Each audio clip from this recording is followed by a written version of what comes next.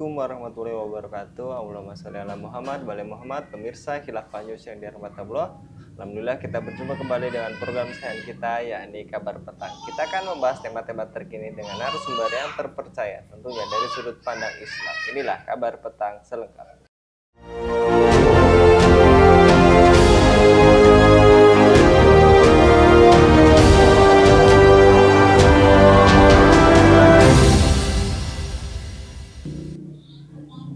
Para peneliti mengatakan bahwa perilaku agresif Cina di Laut Cina Selatan harus bisa dikekang melalui Code of Conduct atau COC yang ketat dan tegas di wilayah itu.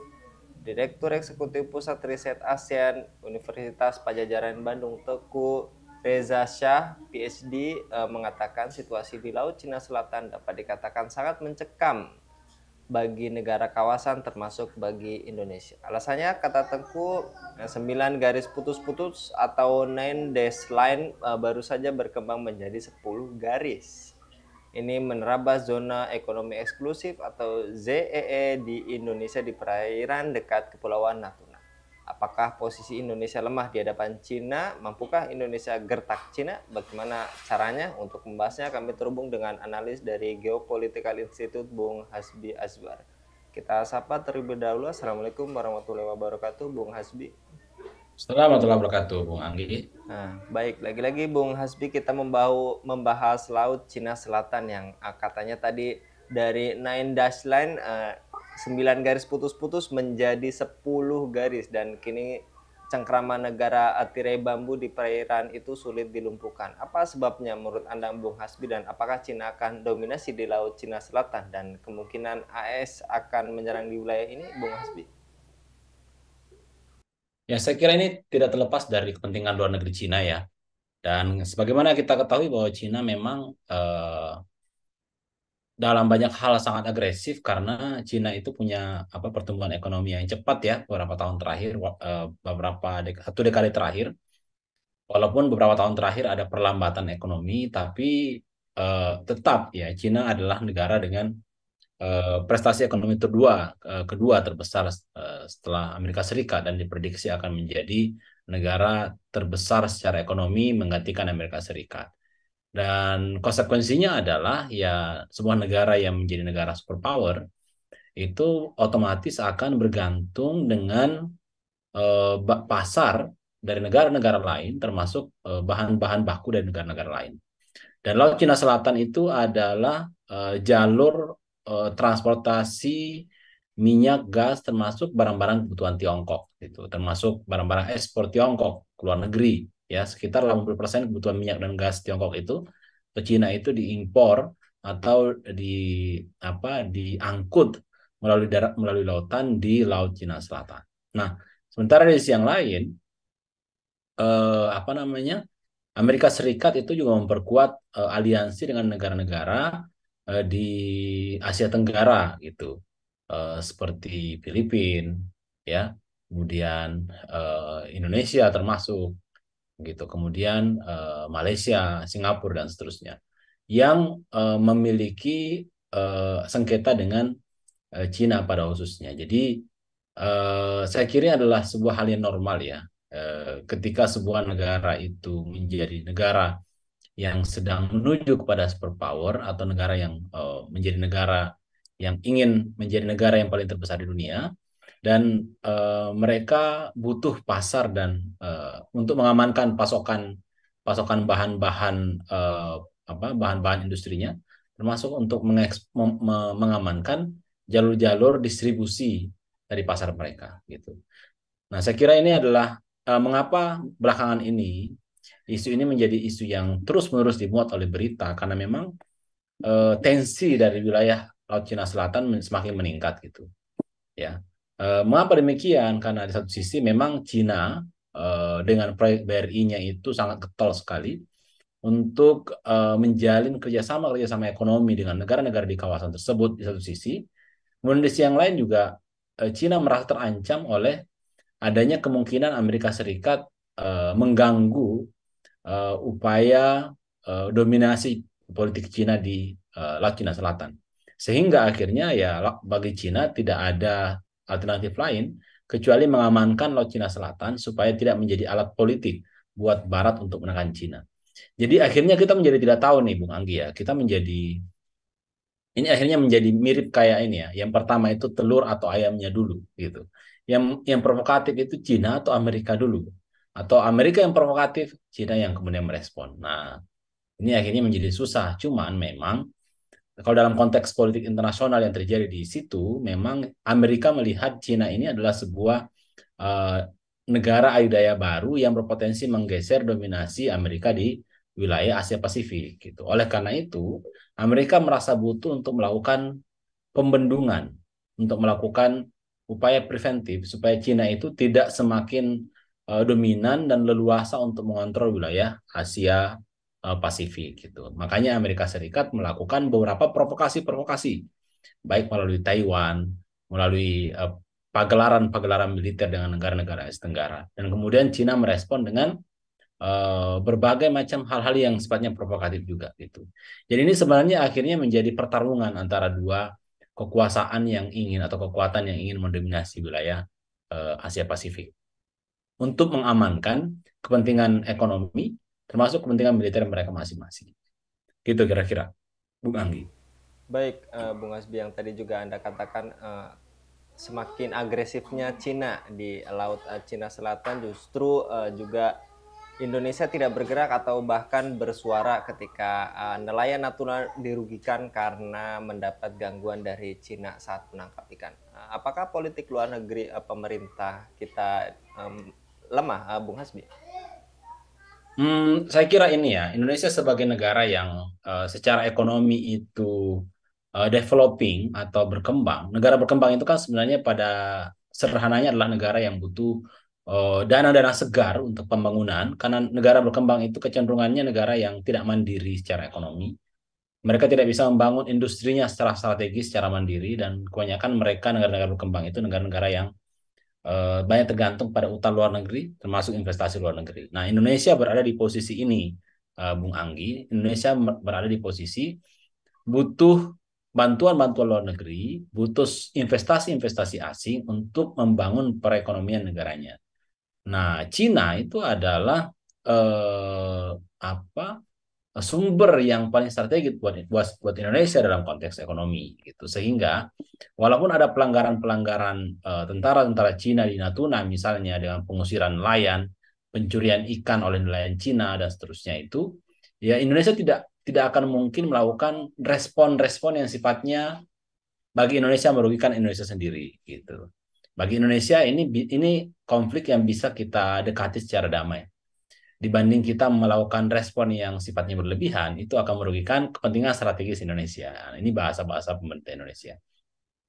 Tapi terlepas dari bahasa itu, ya intinya adalah Indonesia berada di posisi powernya lebih rendah daripada Cina. Atau kalau kita komparasikan antara kekuatan apa namanya power yang dimiliki atau kemampuan yang dimiliki oleh Cina dan Indonesia dalam konteks ini, ya Indonesia berada dalam posisi yang butuh terhadap Cina, sehingga artinya Indonesia itu berada di bawah powernya daripada Cina. Nah, gitu. Cina berada di atas karena Cina yang dibutuhkan oleh Indonesia. Sehingga pada akhirnya apapun yang dilakukan oleh Cina itu tidak akan direspon secara konfrontatif oleh Indonesia gitu. Ini sama dengan Filipina misalnya bulan kemarin ada insiden ada insiden penembakan dengan senjata air ya kalau tidak salah oleh tentara Cina, oleh Angkatan Laut Cina kepada tentara Filipina yang ingin membawa barang atau ingin membawa logistik di kapal yang menjadi kapal yang menjadi tempat pengawasan militer gitu di perbatasan antara Laut Cina Selatan dan Filipina. Nah, Filipina bagaimana responnya? Walaupun ini sebenarnya pelanggaran kedaulatan, tapi Filipina mengatakan bahwa ya kita tidak akan berkonflik. Ini pernyataan dari juru bicara Kementerian Luar Negeri Filipina sendiri gitu, menyatakan bahwa kita tidak akan meningkatkan eskalasi ini dalam konflik terbuka dan seterusnya. Ya, kita lebih kecenderungan kita adalah berbicarakan ini dengan lebih baik. Kita tidak akan perang dan seterusnya. Kenapa? Karena Filipina juga adalah mitra bagi Filipina, Cina adalah mitra strategis kerjasama bisnis dan investasi gitu. Nah, ini yang terjadi di negara-negara Asia Tenggara, walaupun ada sengketa-sengketa perbatasan dengan Laut Cina Selatan, mereka tidak akan mengambil sikap-sikap yang menurut mereka berlebihan, karena menurut mereka Cina adalah kepentingan strategis mereka dari sisi ekonomi. Nah, ini artinya bahwa Cina sudah mampu untuk menaikkan leverage-nya, sudah menaikkan power-nya melebihi negara-negara Asia Tenggara. Dengan membuat negara-negara Asia Tenggara itu bergantung sama Cina atau butuh terhadap Cina setelah Cina memberikan berbagai bantuan-bantuan ekonomi dan investasi kepada negara-negara tersebut. Pembangunan infrastruktur, pendekatan budaya, sosial, dan seterusnya kepada negara-negara di Asia Tenggara. Gitu. Jadi saya kira posisinya Indonesia di situ, Bung Anggi ya. Indonesia merasa Cina adalah kepentingan strategis secara ekonomi, sehingga berbagai pelanggaran-pelanggaran kedaulatan terhadap Indonesia itu bagi Indonesia adalah tidak perlu disikapi berlebihan. Tapi kalau dalam perspektif politik kita yang kita pahami adalah bahwa ya ini sebenarnya adalah bentuk dari ketundukan Indonesia atau kelemahan Indonesia berhadapan dengan kekuatan ekonomi Cina gitu. Dan ini sebenarnya sebuah kekeliruan gitu. Ini seharusnya menjadi refleksi buat kita ya, bahwa ketika kita lemah di hadapan pihak lawan, pihak lain, maka mereka akan bebas bebas melakukan apa saja yang sebenarnya merugikan kita, merusak citra kita di hadapan publik, tapi ya kita nggak bisa berbuat terlalu banyak karena kita sudah berada di bawah mereka, karena kita butuh mereka. Gitu kira-kira Bung Anggi. Ini mute kayaknya. Baik, yang Anda katakan tadi juga Cina getolnya dengan program One Belt One Road. Jadi Laut Cina Selatan adalah fokus geopolitik yang sangat strategis hari ini yang mempertaruhkan arena kekuatan antara Amerika dan Cina. Dan menurut Anda bagaimana seharusnya sikap dunia Muslim dalam menyikapi sengketa Laut Cina Selatan ini, Bung Hasbi? Ya, Laut Cina Selatan ini kan sebenarnya adalah pertontonan dari negara-negara yang punya power ya, Bung Anggi. Dan Cina bisa berbuat seperti itu kan, dia punya power. Dan siapa yang bisa merespon Cina? Ya cuma Amerika kan, gitu. Kenapa Amerika bisa merespon Cina dan bisa mengambil langkah-langkah tingkat tinggi, langkah-langkah penting untuk menghadapi Cina? Karena Cina punya power. Eh, Negara-negara Asia Tenggara yang relatif itu eh, kekuatan ekonomi dan militernya itu tidak sekuat Cina dan Amerika, dan mereka bergantung pada negara-negara besar itu, mereka tidak bisa mengambil langkah yang lebih banyak, gitu. Karena mereka bergantung secara ekonomi, bergantung secara investasi, bergantung secara utang, bergantung secara politik, militer, dan seterusnya. Ya, dari sini pelajaran buat kita adalah ya kita tidak bisa berkontribusi lebih banyak, gitu. Apalagi kita berharap untuk mengambil sikap melindungi masyarakat yang terzalimi secara global itu nggak akan bisa. Kenapa? Kita nggak punya power ekonomi, militer, gitu. Kita nggak punya itu.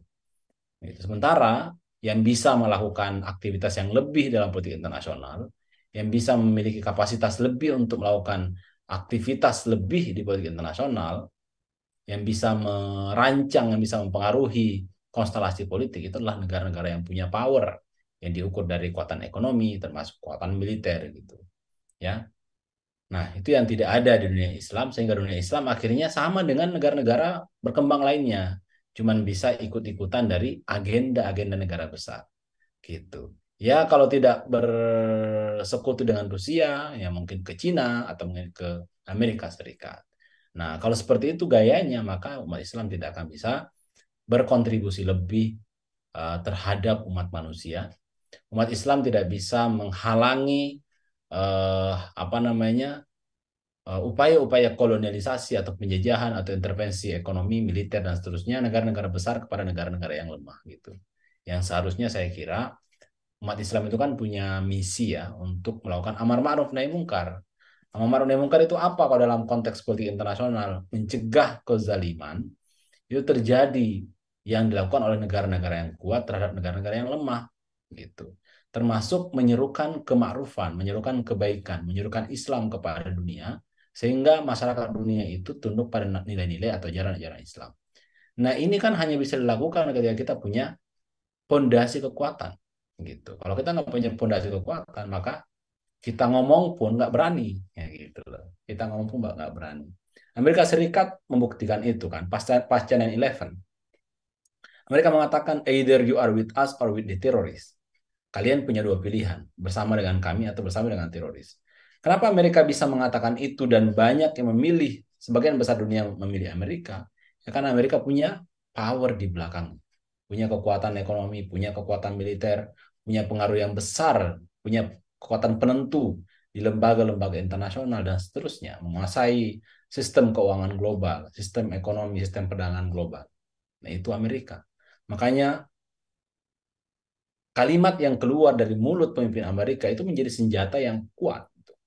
Coba kalau Indonesia ngomong itu, nggak bisa. Kenapa? Indonesia nggak punya sesuatu yang bisa diberikan kepada dunia, yang berpengaruh kepada dunia gitu. Akhirnya apa? Cuma bisa menyesali. Bahasanya kan gitu ya. Negara-negara yang lemah berkembang itu, ketika ada peristiwa-peristiwa tertentu, peristiwa-peristiwa politik dan kemanusiaan, bahasanya adalah menyesalkan, menyerukan, ya kan? Nah, kalau negara yang superpower tidak, mereka langsung telepon, terjun langsung, bahkan mengecam dan mengancam. Itu. Nah, seharusnya umat Islam itu bisa berada di posisi itu, mengecam, mengancam, atau bisa melakukan intervensi-intervensi militer ketika terjadi kezaliman-kezaliman yang harus dicegah. Nah, saya kira ini poin penting harus kita pelajari gitu. Peristiwa Laut Cina Selatan, Bung Anggi, ini bisa jadi berakhir dengan perang terbuka, ya. Nah, siapa yang jadi korban? Masyarakat yang tidak berdosa. Terus siapa yang bisa mencegah? Yang nggak ada yang bisa mencegah. Yang punya amanah untuk bisa menciptakan kemakrufan dan mencegah kezaliman itu seharusnya adalah umat Islam.